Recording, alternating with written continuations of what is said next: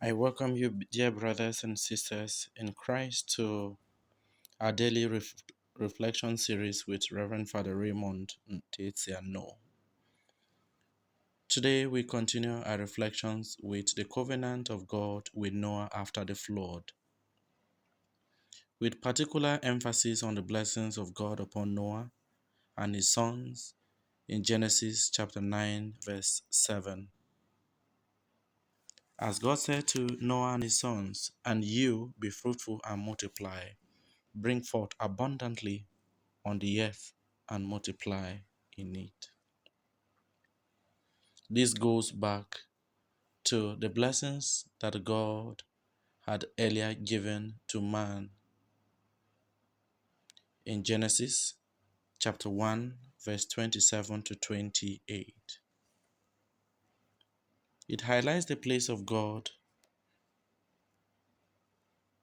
in the scheme of things for the good of humanity as intention for our own fruitfulness, our own growth and progress in life. God does not desire that any of us should be stagnant.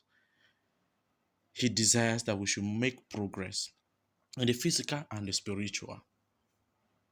So, looking back, dear brothers and sisters in Christ, in our lives, are we experiencing stagnation?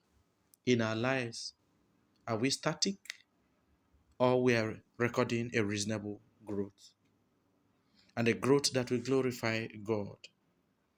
Because many times we're able to progress in life yet in negative senses. We're able to record growth yet in a negative dimension. So, in what areas have I improved my life? In what areas are you also improving your life? Fruitfulness means that none of us should be idle. We must engage ourselves constructively in activities that will make our lives better. For anyone who has his or her own hands and senses, for anyone that has his faculties intact and God has given the grace of life, somebody must be able to do something in order to live on. It is not enough to rely on others to provide for us the food that we eat. There is dignity in labor. There is dignity in work. Many times, people with their faculties go out there and refuse to work. They sit out there at the edge of the path or the path of the streets, and they are looking out for people who will give them arms in order to live on.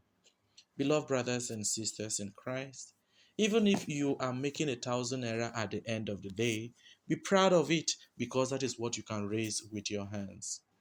There is dignity in farm work. There is dignity in labor. There is dignity in menial jobs, provided it is our work that brings forth that which we are able to do and put food on our tables.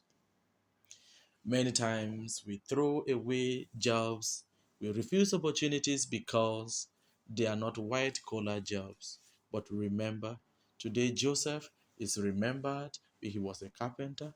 Noah was made to make an ark with his own hands, and in that ark was his own salvation. In that ark, his family entered.